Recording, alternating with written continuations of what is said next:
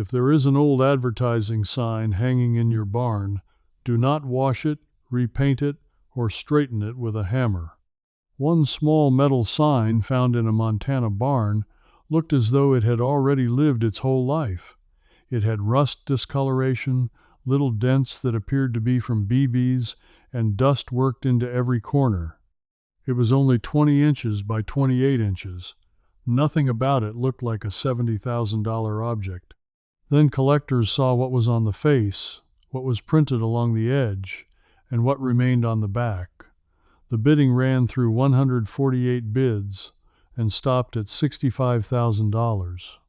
A mandatory 10% buyer's premium brought the recorded purchase total to $71,500. That is the sign we are working toward, but it is not the only one that can turn a forgotten barn wall into a serious discovery. Old seed signs, tractor dealership signs, porcelain panels, smalt signs, and even battered neon cans have all brought thousands at public auction. The trick is knowing which old-looking signs are genuinely old, which details collectors pay for, and which well-meant cleaning job can erase the evidence they need. I learned to judge machinery by looking at the parts nobody had polished for company. Signs deserve the same treatment. Let the face tell you what it advertised. Let the edge show you how it was made and mounted. Then let the back tell you where it has really been. I call those the three witnesses: face, edge, and back. A reproduction can flatter one of them. It has a much harder time fooling all three. The prices that follow are completed auction page results, not prices somebody typed onto an internet listing. Auction pages do not all display totals the same way. Some include the buyer's premium, others show a winning bid or a published sold figure, so this countdown is a guide to scale, not a penny-for-penny ranking. No result means every similar sign is worth the same amount. Size, maker, condition, originality, color, provenance, and even the quality of the graphic can move a price by thousands. But every example gives us clues we can use before anyone reaches for a scrub brush. Number 12. The DeKalb seed corn tin neon sign sold for $7,080. This is the sort of sign that can be mistaken for ordinary seed dealer decoration. The example was a single-sided tin neon sign, about 29 inches wide and 18 inches high, with a can roughly 6 inches deep. It carried the familiar DeKalb identity that farmers saw at seed dealers and along country roads. At auction, it sold for $7,080. The word tin is important. People sometimes use porcelain as a general word for any glossy old sign, but tin lithography is a different construction. It is printed sheet metal, and its age often shows in bends, seam lines, nail holes, oxidation on the reverse, and where the sheet met a frame. If you find one, do not try to make it perfectly flat. A crease may be unattractive, but a fresh crack in old printing is worse. Do not coat the back with rust converter either. That brown reverse may be the most honest witness the sign has. The neon adds another layer of value and another layer of danger. An old transformer can carry lethal voltage, even when the tubes are broken and the cord looks harmless. Never plug a barn-found neon sign directly into the wall. Photograph the can, transformer, tube supports, wiring path, maker plates, and every surviving glass section before a qualified sign restorer or electrician handles it. Replacement tubing does not automatically destroy collector interest. Neon is fragile and was expected to be serviced. What matters is whether the metal can, painted or printed face, brackets, and other structural pieces are authentic. A completely modern sign with new metal, new paint, new hardware, and a copied logo is not made old because somebody installed antique-looking tubes. The DeKalb sign also teaches the first reproduction test. Look closely at the trademark. Seed and implement companies changed lettering, logos, and business names over time. If the style of the winged corn emblem belongs to one era but the construction belongs to another, stop and investigate. The face makes the promise. The edge and back have to keep it. Number 11. The McCormick Deering dealership smalt sign sold for $8,260. 10 feet is a lot of sign to lose, yet signs this long do get overlooked. They become shelf boards, patches over holes, workbench backs, or dark strips above a dealership counter. This single-sided McCormick Deering and International Harvester dealership sign reportedly stayed behind a counter for about 75 years. When it reached auction, it sold for $8,260. Its surface was smalt, and smalt is where many owners make a costly mistake. A smalt sign does not have the smooth glass surface of porcelain enamel. Its colored ground has a gritty, sparkling texture created with crushed glass or a similar mineral material set into a binder. Under barn dust, it may resemble old roofing material or paint full of sand. That roughness is not dirt to be pressure washed away.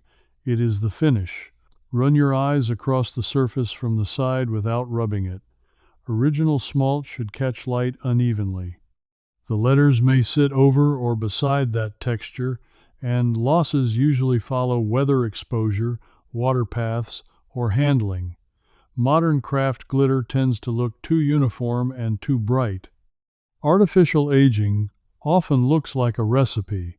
Equal wear at every corner, evenly scattered brown spots, and scratches placed where a decorator expects scratches to be. Now, inspect the length. A 10-foot original usually had a practical reason to exist. It was made to be read across a storefront or machinery building. Mounting holes, frame shadows, nail wear, and fading should agree with that purpose. If the back shows a cleaner strip where a wooden rail once protected it, record it. If old square nuts, a wood frame, or dealership paint remain attached, leave them in place. McCormick Deering wording also helps place the piece in history. McCormick and Deering became part of International Harvester in the early 20th century, and the combined names appeared on equipment and advertising for decades. A real sign's wording, logo, and construction ought to fit within that corporate story. A fantasy sign may combine a desirable early logo with a phrase the company never used. That is why a good photograph of every word is more useful than a quick guess based on red paint. Number 10. The International Harvester double-sided porcelain neon sign sold for $12,390. The auction catalog described an original dealership piece with red, black, and white porcelain faces, red and white neon, and a substantial metal can. It measured roughly 46 inches by 48 inches, with a depth around 16 inches. The recorded sale price was $12,390. On a double-sided sign, both faces count. Collectors often abbreviate this as DSP, meaning double-sided porcelain.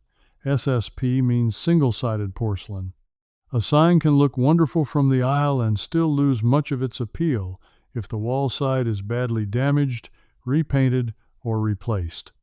If you see a heavy flange or can and suspect there is another face, do not drag it away from the wall by one edge. Support the weight, photograph the mounting arrangement, and get help. Porcelain enamel is powdered glass fused to metal at high heat. It feels hard and glassy because that is essentially what the surface is. Chips commonly expose dark steel and may develop rust at the center or around the margin. That does not prove age by itself, but the pattern should make physical sense. A chip at a mounting hole, a lower edge, or a projecting corner has a reason to be there. Dozens of identical round chips painted onto a flat field do not. This example carried maker information associated with established sign manufacturers, including Walker and Company of Detroit and Acme Wiley. Marks like those are valuable clues, but they are not magic passwords. Reproduction makers copy maker names too. Study how the mark is applied, whether the typography matches the main face, and whether its wear agrees with the rest of the sign. A crisp, fake maker line on a supposedly weather-beaten panel should make you cautious. The can matters just as much. Original seams, drain holes, service openings, tube supports, and mounting brackets reveal how a commercial neon sign was built to work outdoors. New screws in old holes can simply mean it was serviced. Brand new metal folded around two suspiciously old faces is a different story. The sign must be judged as an assembly, not as a logo floating in space. Number 9. The Minneapolis-Moline power machinery neon sign sold for $15,000. Minneapolis-Moline advertising is a good reminder that value is not restricted to the most famous green tractor brand. The auction example was a double-sided porcelain neon dealership sign advertising power machinery sales and service. It measured about 47 inches high by 72 inches wide and 16 inches deep. Richmond's catalog recorded a sale of $15,000. That size creates presence. It also creates risk. A 6-foot sign can weigh far more than it appears to from the ground, especially when it contains two porcelain faces, a steel cabinet, glass tubes, and transformers. Old hangers may be rusted almost through. Never stand beneath one while testing the bracket, and never lift it by a porcelain lip. Build support under it before loosening anything. The Minneapolis-Moline colors and lettering are part of the appeal, but collectors look for more than a handsome face. They want the correct brand arrangement, original can proportions, authentic mounting hardware, and a surface that has not been heavily restored. Auction graders may assign a condition score, yet that number is only useful with photographs and a written description. One repaired flange is not the same as a repainted field. One replacement tube is not the same as a fabricated sign. Here is a useful barn test. Stand several feet away and ask where sunlight, rain, and hands could actually have reached it. A dealership sign stored indoors could remain startlingly bright, but its back and hardware should still show age. Perfect colors are possible. Perfect colors combined with perfect modern metal and theatrical rust are a warning. Do not discount a sign just because the tractor dealership in your town sold a less celebrated brand. Regional loyalty can intensify competition. A Minneapolis-Moline sign may speak directly to a collector whose family farm ran those machines, or to a specialist who has spent years waiting for the correct dealer display. Rarity within a focused collecting community can matter more than broad name recognition. Number 8. The three-legged deer John Deere porcelain sign sold for $17,700. The catalog described this single-sided porcelain sign as original. It read, John Deere farm implements, measured 72 inches by 24 inches, carried the three-legged deer design, and bore a Veribright Signs of Chicago maker mark. It sold for $17,700. Logo details matter because collectors use them to separate periods and varieties. John Deere revised its trademark more than once. The direction of the deer, the shape of the border, the wording around it, and the number and position of visible legs can help place a sign, but do not date a piece from one feature alone. A logo continued to appear in old stock. Local repainting could lag behind national changes, and reproduction designers freely mix features. The material, maker, mounting, and provenance must agree. On a long porcelain panel, inspect every hole. Factory mounting holes are generally placed with purpose and finished as part of production. Later holes may have sharp burrs, distorted metal, or fresh-looking damage. Extra holes do not make an authentic sign fake, but they affect condition and tell part of its working life. Never enlarge a hole to make the sign fit your wall. Collectors would rather see an awkward original hole than your convenient new one. The Veribrite mark is another useful witness. Photograph it straight on and at an angle. Compare the letter shapes, spacing, and placement with verified signs from established auction archives or manufacturer references. Do not rely on a single online photo because fake signs often get repeated until repetition starts to look like proof. Porcelain should be cleaned only after knowledgeable inspection. Loose dust can hide color, but aggressive polishing can leave bright swirls, remove surface deposits, and make chips look freshly disturbed. Acid rust removers can creep under the enamel and change the metal around every loss. A light dry examination is enough for the first valuation photographs. The goal is not to present it as new. The goal is to show exactly what survived. A similar logo on a 12-inch reproduction made for a restaurant wall may sell for decoration money. This 6-foot commercial panel, with correct construction and maker evidence, entered a different market. Size alone did not create the value, but size combined with originality, a desirable logo period, and strong color produced a result near $18,000. Number 7. The Case Old Abe Porcelain Neon Dealership Sign sold for $19,470. The case sign dated to the dealership era of the 1930s or 1940s. It was double-sided porcelain neon, roughly 84 inches wide, 32 inches high, and 18.5 inches deep. Its center carried Old Abe, the eagle long used as a J.I. Case trademark. The sign was described as original, with touch-up around mounting holes, and it sold for $19,470. Old Abe was not a made-up advertising bird. The emblem came from the famous Civil War eagle associated with Wisconsin's 8th Regiment. Case's use of that image gave the sign more than brand recognition. It gave collectors a bold figural centerpiece with a story tied to Wisconsin and American history. That does not mean every Case Eagle sign is automatically valuable. Modern reproductions are plentiful, and eagles are easy to age theatrically. Start with the face. Does the drawing have the correct proportions and detail? Are the lettering and border consistent with the period? Then go to the edge. Does the porcelain wrap and chip like fired enamel on steel? Are the mounting points where a dealership sign needed them? Finally, inspect the back and can. Old service labels, seams, transformer mounts, and oxidation should form one believable history. Notice the auction description mentioned touch-up rather than pretending the piece was untouched. Honest restoration disclosure helps buyers decide. Small, localized color added around mounting holes may be acceptable to many collectors. Broad repainting across the eagle, altered lettering, or a replaced face is another matter.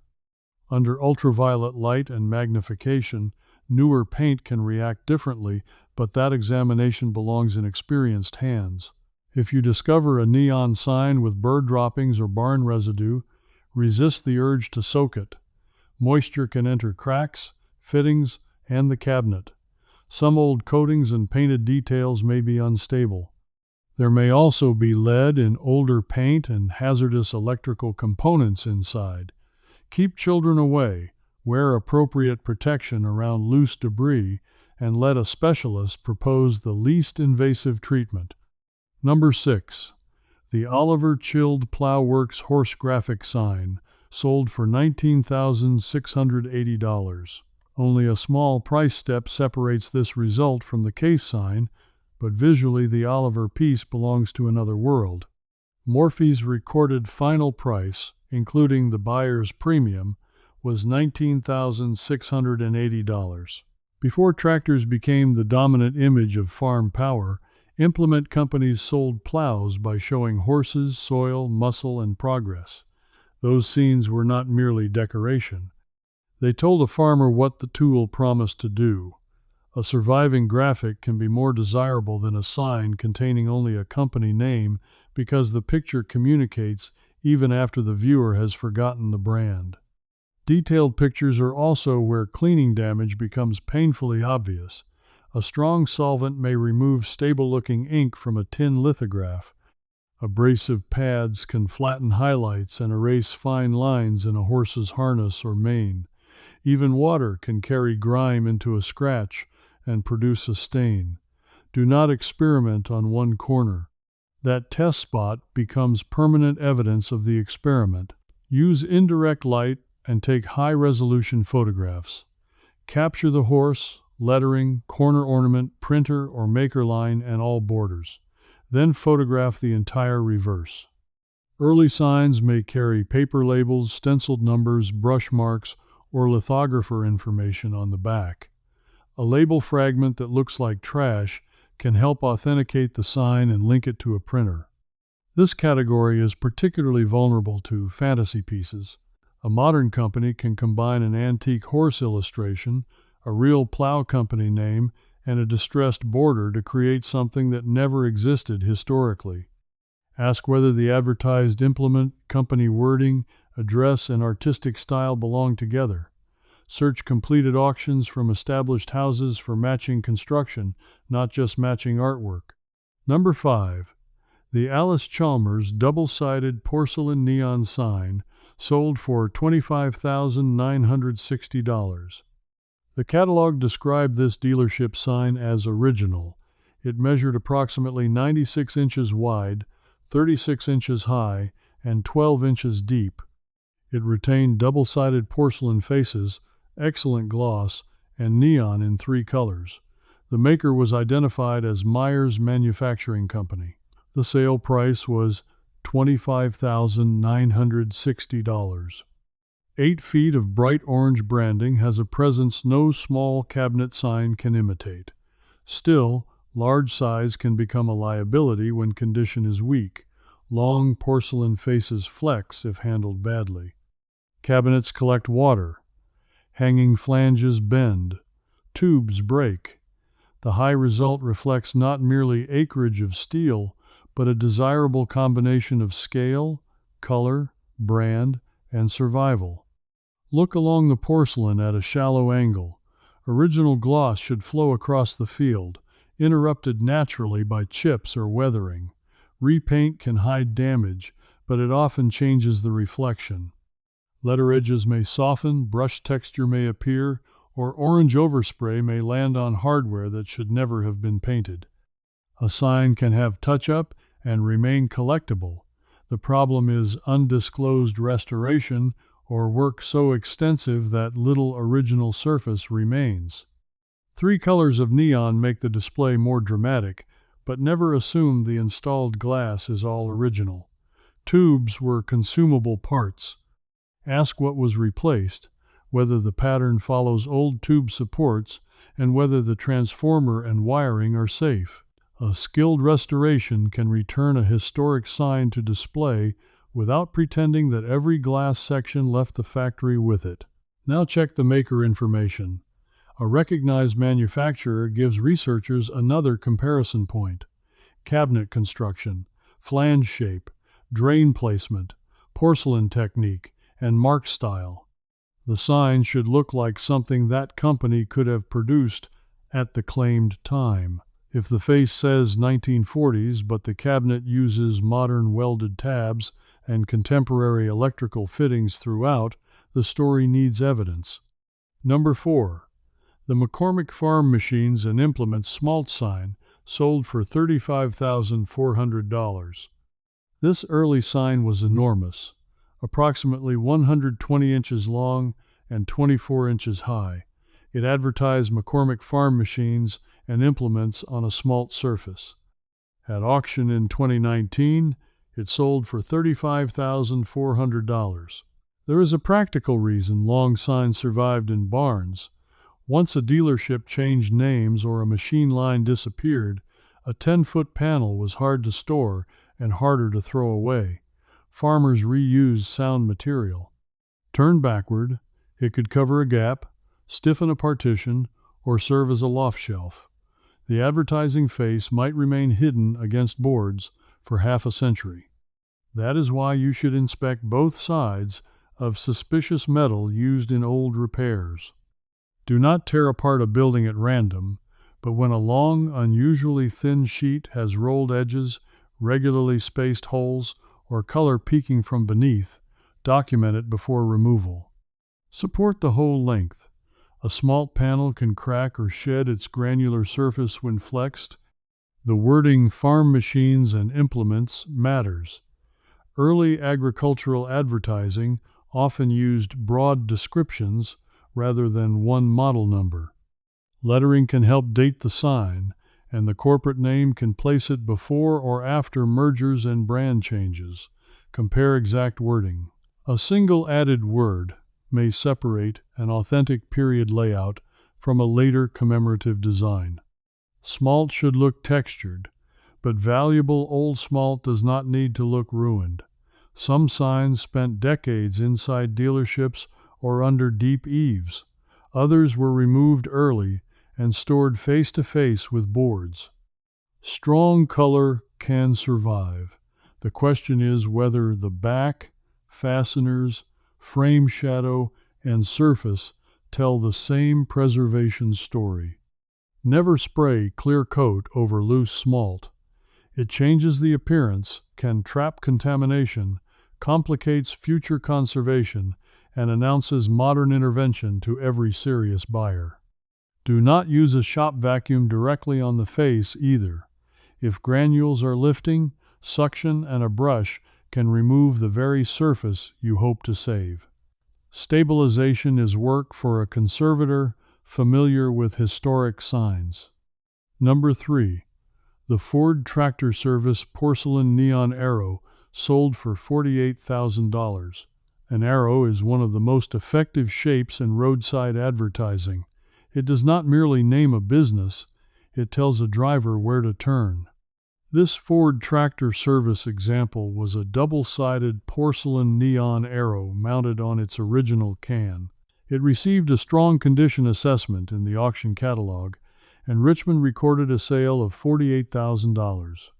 Shape can drive value because die-cut and dimensional signs are more difficult to manufacture and more vulnerable to damage than rectangles. Points bend, borders chip, cabinets twist. An arrow that retains crisp form, both porcelain faces, proper neon layout, and the original can has survived many opportunities to be broken or improved. Check the point and tail closely.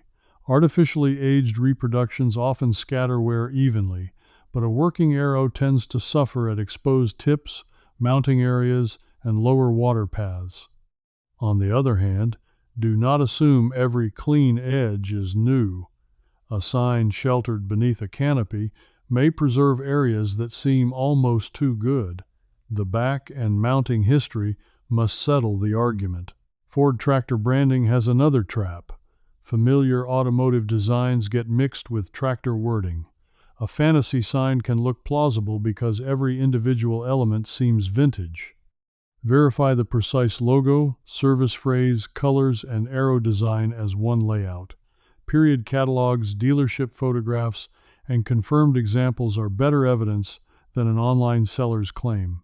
The original can deserve special attention. Collectors want to see how the arrow's cabinet follows the outline, where the transformer sat, how tube supports were arranged, and how it attached to a pole or storefront. Photograph interior components without touching bare electrical connections. Rust inside the lowest point may be expected from drainage. Fresh welds and newly fabricated brackets should be disclosed. If the sign is still hanging, the pole or bracket may be original too. Do not cut through everything for speed. Hardware can confirm how the piece was displayed and may be part of the collectible assembly.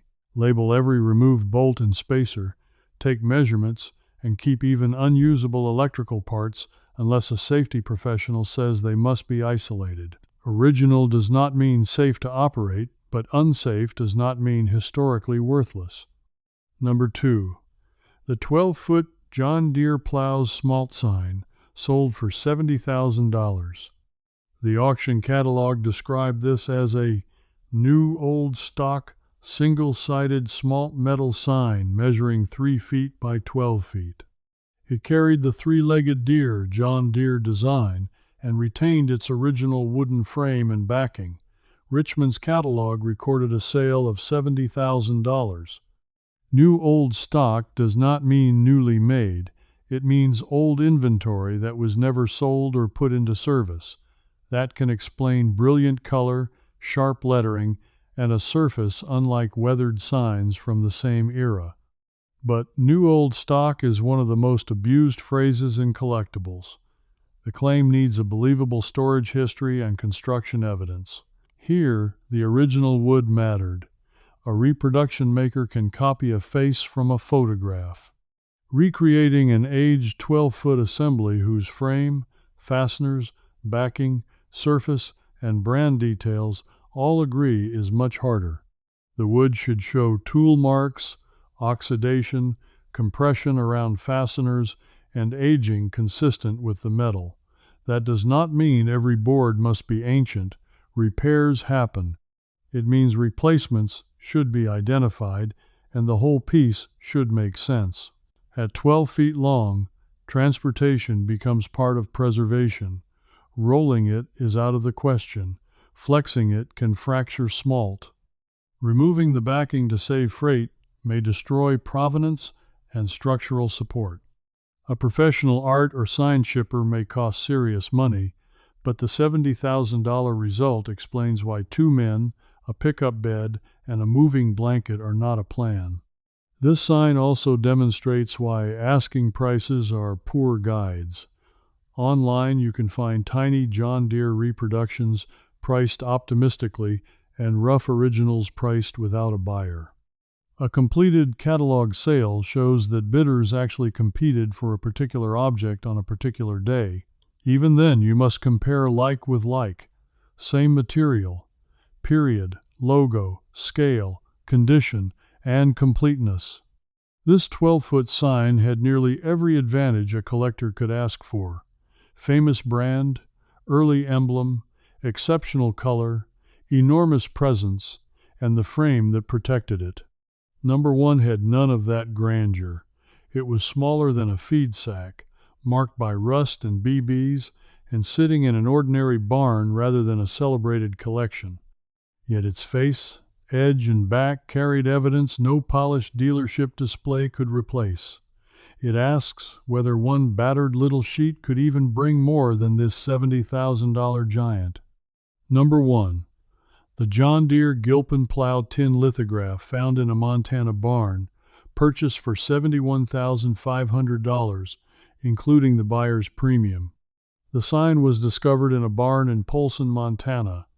It measured only 20 inches by 28 inches and dated to the late 19th century. Across its face was a detailed chromolithographed image associated with the Gilpin plow and the words, "We sell the John Deere plows." Along the lower area was the printer's identity. Wells and Hope Company of Philadelphia. It was not pristine.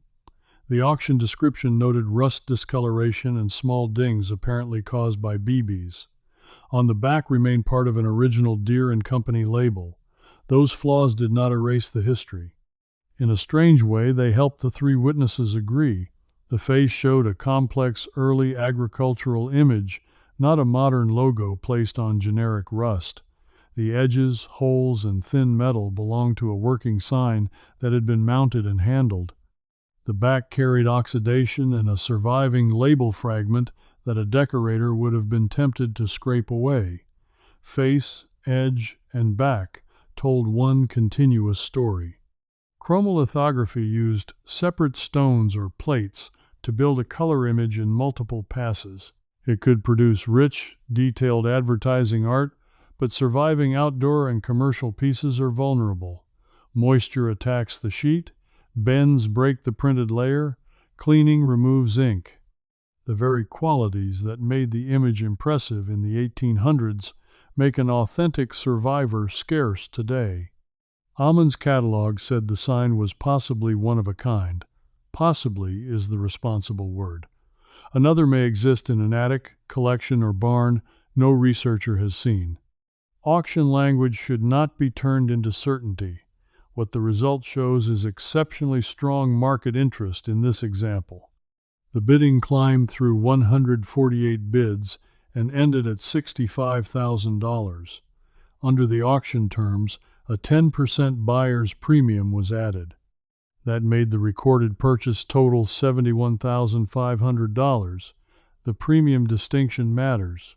$65,000 was the high bid. $71,500 was the all-in auction price before any other costs that might apply. Now imagine what could have happened before the auction.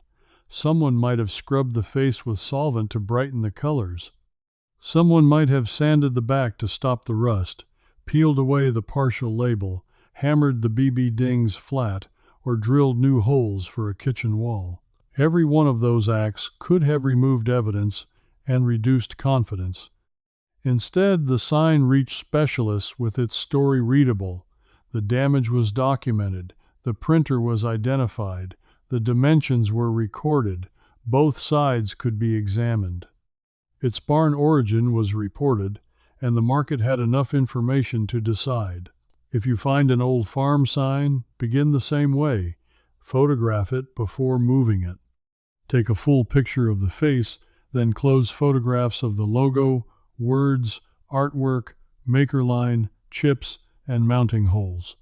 Measure height, width, and depth. Photograph every edge and the entire back. Record labels, stencils, fasteners, brackets, frames, transformers, and even the empty spot where a part once sat. Then compare it with completed auction results, not merely with signs advertised for sale. Match the material first. Tin lithograph, porcelain enamel, smalt, painted steel, wood, or neon. Match single-sided against double-sided. Match the exact logo period, wording, manufacturer, dimensions, and mounting style. A 6-inch souvenir and a 6-foot dealership panel are not comparable because both say John Deere. Do not accept an instant verdict from one photograph. Good auction specialists may ask for the back, and that is a sign of care, not hesitation. For a potentially important piece, consult more than one experienced dealer or auction house. Ask whether they have handled that exact type, what restoration they see, and what evidence supports their date. Until then, keep it dry, stable, and out of direct sun. Do not stack heavy objects against porcelain. Do not wrap a damp sign tightly in plastic. Do not energize old neon. Do not repaint a frame, replace hardware, or discard a broken tube before documentation. And do not confuse preservation with making it look new. Most signs will not bring $71,500. Many genuine farm signs are common, badly damaged, altered, or worth a few $100s. Many attractive old signs were made last year. That reality is not a disappointment. It is the reason careful inspection matters. Value comes from the unusual survivor, not from the brand name alone. The Montana sign did not become important because it carried a famous name alone. It became important because a little piece of late 19th century agricultural advertising survived long enough for the right people to read it. The rust, dents, printer line, label fragment, and barn history were not separate curiosities. Together, they were evidence. So when you look around an old barn, do not search only for a famous green and yellow logo. Look above doorways and behind shelving. Look at the metal patch nailed over a draft, the gritty board turned toward the wall, the heavy cabinet nobody wants to lift, and the thin printed sheet tucked behind lumber. Seed companies, plow makers, tractor dealers, and local implement businesses all left advertising behind. Let the face speak first, let the edge challenge it, let the back have the final word, and before you clean away what looks like age, remember that age may be the part collectors were hoping to find.